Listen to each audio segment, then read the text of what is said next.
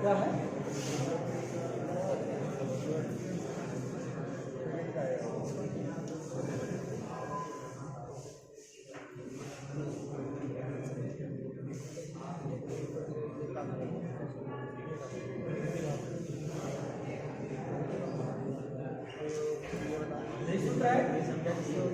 श्रुतः प्रगृह्या अचिनित्यम, श्रुतः प्रगृह्या अचिनित्यम, ये जो है सूत्र है, इसको हम पढ़ते हैं।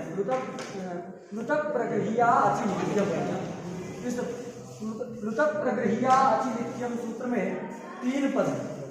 श्रुतः प्रगृह्या यह है प्रथमा बहुवचनांत पद है, प्रथमा के बहुवचन का रूप है।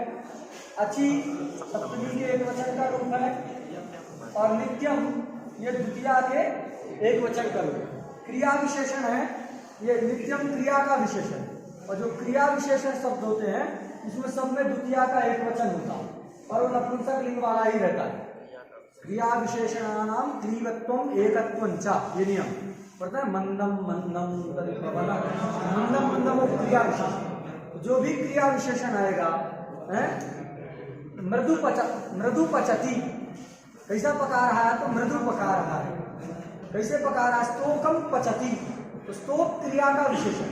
जो भी क्रिया का विशेषण होता है वो नपुंसक लिंग में होता है और उसमें एक वचन होता है। सूत्र नहीं है, एक नियम है। क्रिया विशेषणानाम क्लीवत्वम एकत्वं च, क्रिया विशेषणानाम द्वितीयैक वचनम क्लीवत्वं च, ऐसा है। अथवा क्रिया विशेषणानाम क्लीवत्वम द्वितीयैक वचनत्वं च, द्वितीया का एक वचन। क्रिया विशेषणानाम क्लीवत्वम द्वितीयैक वचनत्वं च, क्रिया विशेषणानाम क्लीवत्वम, क्लीव मतलब नपुंसक, नपुंसक लिंग में रहेगा। तो क्रिया विशेषणानाम क्लीवत्वम द्वितीयैक वचनत्वं च।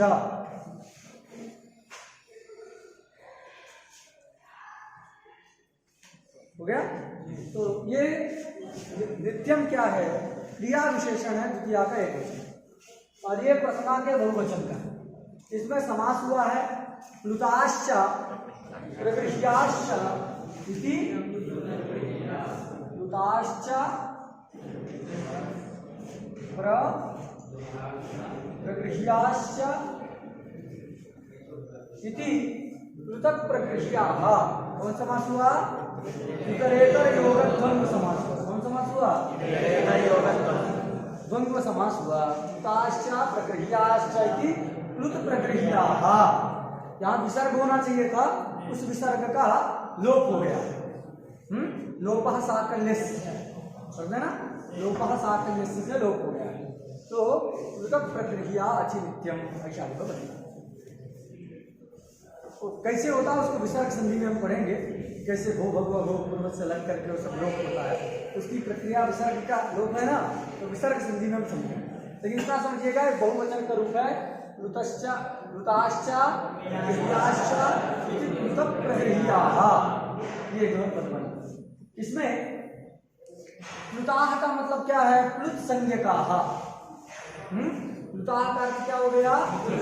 संज्ञकाः। और प्रगृह्य भी एक संज्ञा है, उसका भी मतलब क्या करना है? प्रगृह्य संज्ञकाः। अचि परे, अचि है, उसका अर्थ होगा अचि परे। और एक सूत्र है प्रकृत्यांतः पादमभ्य परे। पढ़े थे सर्वत्र व्यासा गो में बताया गया था। प्रकृत्यांतः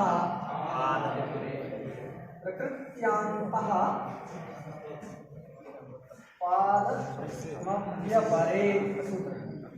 इस सूत्र के द्वारा प्रकृत्या इस पद की अनुवृत्ति करना। क्या करना है? प्रकृत्यांतः पादमभ्य परे से प्रकृत्या की अनुवृत्ति करना। ये सारे प्रकृति भाव प्रकरण में इसी से प्रकृत्या पद की अनुवृत्ति होती है। प्रकृति का मतलब स्वभाव, तो प्रकृत्या शब्द का अर्थ हो गया स्वभावेन। क्या हो गया? स्वभावेन, ये इसका अर्थ। तो प्लुत संज्ञकाः प्रगृह्य संज्ञकाश्च अचि परे प्रकृत्याः स्युः। मतलब स्वभावेन अवस्थिताः स्युः, वो जैसे हैं प्लुत संज्ञक और मतलब जो प्लुत हैं तथा जो प्रगृह्य हैं वे दोनों अच यदि पर में रहता है तो वैसे ही रहते हैं, कोई परिवर्तन उसमें नहीं होता। तो प्रकृति भाव का विधान करता। अर्थ स्पष्ट है, कुछ इस अर्थ में विशेष नहीं है, सामान्य ही है। प्लुताः मतलब जो प्लुत है तथा प्रक्रिया मतलब जो प्रक्रिय संज्ञक है वो सब अच के परे रहने पर क्या हो जाते हैं? प्रकृत्याः स्युः, प्रकृत्याः स्युः मतलब स्वभावेन अवस्थिताः भवन्ति, स्वभाव से जैसे हैं वैसे ही रहते हैं, उनमें कोई परिवर्तन नहीं होता है। हम एग्जाम्पल देख के समझते हैं। अर्थ स्पष्ट है, नित्य ही होते हैं, यह कार्य जो है विकल्प से नहीं होता, नित्य ही होता है। देखो क्या एग्जाम्पल दिया है,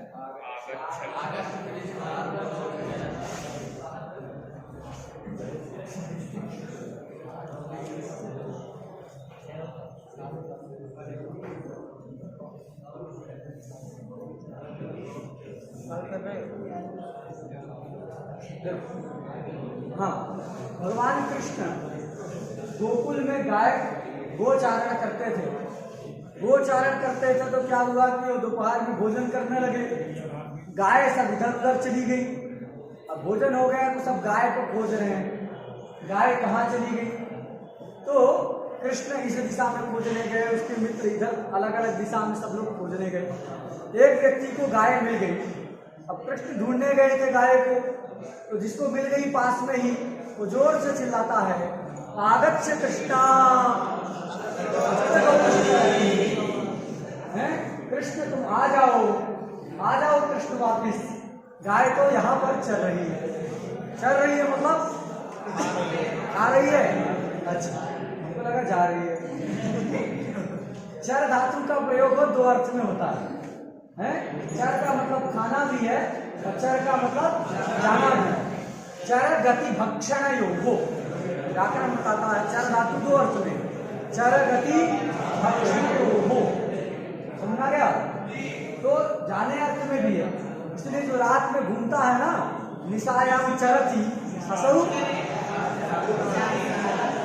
तो जो रात में घूमे वो भी निशाचर, जो रात में खाए निशाचर का दोनों मतलब है। निशायाम चरति है गच्छति असौ निशाचर, अरे नींद नहीं आ रही तो बैठ के पुस्तक लेके पढ़ो, है भगवान का नाम लो। अब लंका में घूमने लगे फिर कोई उठा के ले जाएगा। निशायाम चरति, घूमे वो भी क्या है? निशाचर है। अब रात में 2 बजे जो भोजन बना रहे हैं, हम रहते थे वहां तो रात में 12-1 बजे उनकी सीटी बजती रही, 1 बजे के आसपास हमारे घर के सामने। तो हम सोचे भाई, और सुबह भोर में बज जाती रही, हम उठे तो तब तक बजती रहती। ड्यूटी करते रहे तो सुबह बना लेते थे, रात में गए। तो निशायम चरती असौ निशाचर, तो चर का दोनों अर्थ में प्रयोग। चलो तो गाय खा रही है अथवा जा रही है, जो भी कर रही है, तो कहा आगच्छ कृष्णा अत्र गौश्चरति। यहाँ ये देखिए, ये 2 वाक्य, आगच्छ कृष्णा ये एक वाक्य है, अत्र गौश्चरति ये दूसरा वाक्य। तो पहला वाक्य है ये कृष्ण को बताने के लिए प्रयुक्त है कि नहीं? दूर में अवस्थित कृष्ण है, उन कृष्ण को बताने के लिए, सम्यक रूप से ज्ञान कराने के लिए आगच्छ कृष्णा, बताना यह है कि गाय चल रही है। उससे पहले हमने एक वाक्य प्रयोग किया आगच्छ कृष्णा, तो दूर में अवस्थित व्यक्ति को ज्ञान कराना है, तो ये वाक्य प्रयोग किए। उस वाक्य का अवयव की हो गया रकार उत्तरवर्ती अकार, तद अवयव अच हो गया व्यपदेशीवत भावेन अकार। उस अकार को किससे प्लुत हो गया? दूरात भूतेचा से प्लुत हो गया कि नहीं? तो प्लुत आकार हो गया, 3 की मात्रा लगा दी, मतलब 3 त्रिमात्रिक, तो प्लुत हो गया। अब प्लुत हो जाने के बाद भी यहाँ पर देखो गुण प्राप्त रहेगा कि नहीं? रहेगा।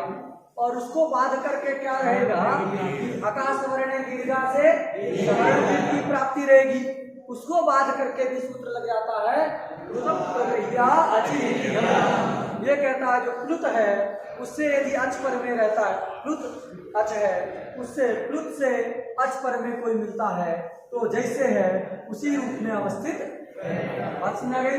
तो यहाँ प्रकृति भाव हो गया तो कृष्ण अत्र गौश्चरति ऐसा ही रहे। जब प्लुत नहीं होगा तो क्या होगा?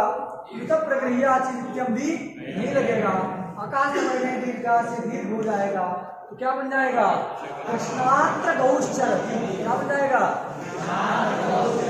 ऐसा दो रूप जो है प्रयोग होगा। बात समझ गई? चलो, तो इस प्रकार हमने इसका उधर कुछ छूटा तो इसमें आज इतना ही।